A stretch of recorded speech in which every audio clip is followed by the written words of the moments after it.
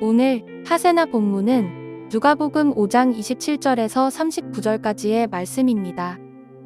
그 뒤에 예수께서 나가셔서 레위라는 세리가 세관에 앉아 있는 것을 보시고 그에게 말씀하셨다. 나를 따라오너라.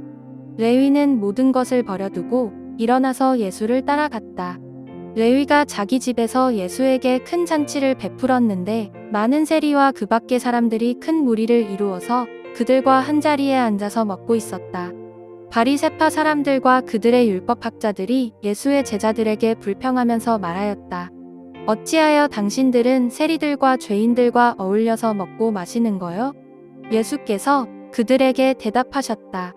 건강한 사람에게는 의사가 필요하지 않으나 병든 사람에게는 필요하다. 나는 의인을 부르러 온 것이 아니라 죄인을 불러서 회개시키러 왔다. 사람들이 예수께 말하였다. 요한의 제자들은 자주 금식하며 기도하고 바리새파 사람의 제자들도 그렇게 하는데 당신의 제자들은 먹고 마시는군요.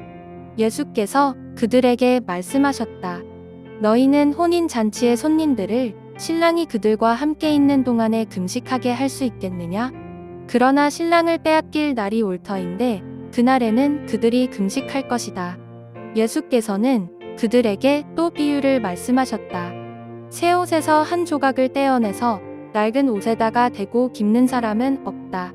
그렇게 하면 그 새 옷은 찢어져서 못 쓰게 되고 또 새 옷에서 떼어낸 조각은 낡은 옷에 어울리지도 않을 것이다. 새 포도주를 낡은 가죽 부대에다가 넣는 사람은 없다. 그렇게 하면 새 포도주가 그 가죽 부대를 터뜨릴 것이며 그래서 포도주는 쏟아지고 가죽 부대는 못 쓰게 될 것이다. 새 포도주는 새 부대에 넣어야 한다. 묵은 포도주를 마시고 나서 새 포도주를 원하는 사람은 없다. 묵은 포도주를 마신 사람은 묵은 것이 좋다고 한다. 오늘 본문은 두 가지 사건과 그에 따른 논쟁을 다루고 있습니다. 이 사건들과 논쟁을 살피며 예수님에 대해서 더 알아보려 합니다. 첫째 사건은 예수님이 세리 레위를 당신의 제자로 부르신 사건입니다. 예수님의 부르심에 레위는 모든 것을 버리고 일어나 따릅니다. 또 그는 예수님을 위해 큰 잔치를 열었는데 예수님을 위한 잔치일 뿐 아니라 자신의 옛 자리를 떠나는 고별 잔치일 수도 있습니다. 그래서 그 자리에 자신과 함께 했던 많은 세리들과 아마도 유대법에 따라서는 죄인으로 분류되는 많은 사람들을 부른 것 같습니다. 바리새인들과 서기관들은 예수님이 이런 자들과 함께 식사하는 것을 문제 삼습니다. 고대로부터 함께 식사한다는 것은 같은 편이 되거나 하나가 되는 것을 의미했습니다. 그랬기에 바리새인들과 서기관들은 이런 죄인들과의 식사를 극도로 삼갔습니다. 혹 그 죄인들로 인해서 자신들도 부정하게 될까 했기 때문입니다. 그런데 예수님은 세리나 죄인이나 가리지 않고 그들과 함께 식사하십니다. 그래서 바리새인들과 서기관들은 예수님의 제자들에게 너희가 어찌하여 세리와 죄인과 함께 먹고 마시느냐라고 비난하며 에둘러 예수님에게 시비를 걸고 있는 것입니다. 이에 예수님은 건강한 자에게는 의사가 쓸데없고 병든 자에게라야 쓸데있나니 내가 의인을 부르러 온 것이 아니요 죄인을 불러 회개시키러 왔노라 라고 대답하십니다. 이 부분에서 우리가 알 수 있는 예수님은 죄인을 불러 회개시키시는 분이시며 이를 위해 죄인과도 함께 하실 수 있는 분이십니다. 둘째 사건은 첫째 사건과 연결되는 내용입니다.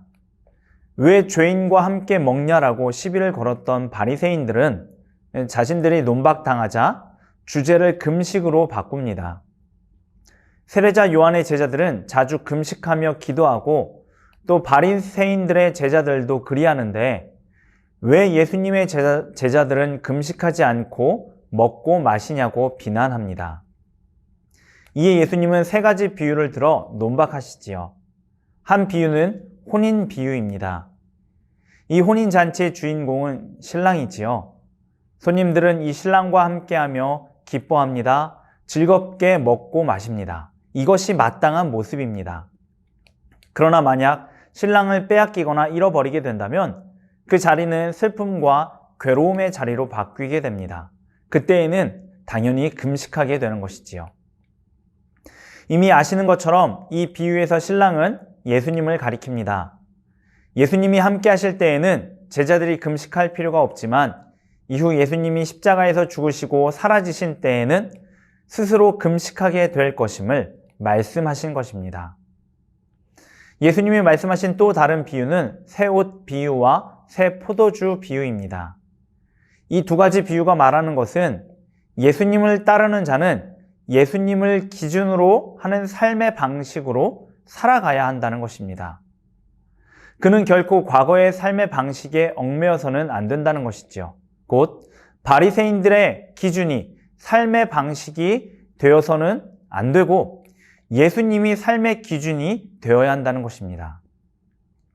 금식과 관련된 논쟁에서 우리는 예수님이 기쁨을 주시는 분이시며 우리에게 새로운 삶의 기준을 제시해 주시는 분이심을 보게 됩니다.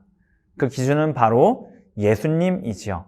예수님을 닮아가는 것이고 그분의 성품과 마음을 가지고 살아가는 것입니다.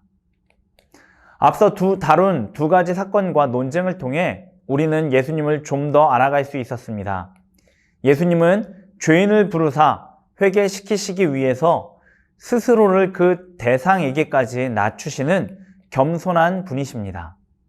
무엇보다 이에 대한 가장 확실한 증거는 성육신 사건과 십자가 사건입니다.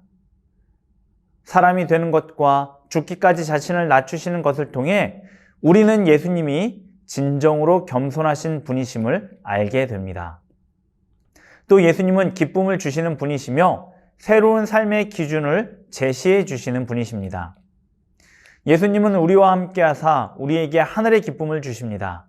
또 우리가 살아갈 새로운 삶의 기준을 몸소 보여주시며 그 길을 걷게 해 주시는 분이시지요. 이 하루 겸손하신 예수님을 닮아가지 않으시겠습니까? 기쁨을 주시는 예수님과 함께하며 새로운 삶의 기준을 친히 보여주신 예수님의 삶의 모습을 따라 살지 않으시겠습니까? 우리는 많이 부족하겠지만 간절히 원하고 바라고 기도한다면 예수님은 우리로 당신을 닮아가게 하실 것입니다. 이 하루를 사는 만큼 더 예수님을 닮아가는 그리고 예수님을 닮아 사는 우리가 되었으면 좋겠습니다.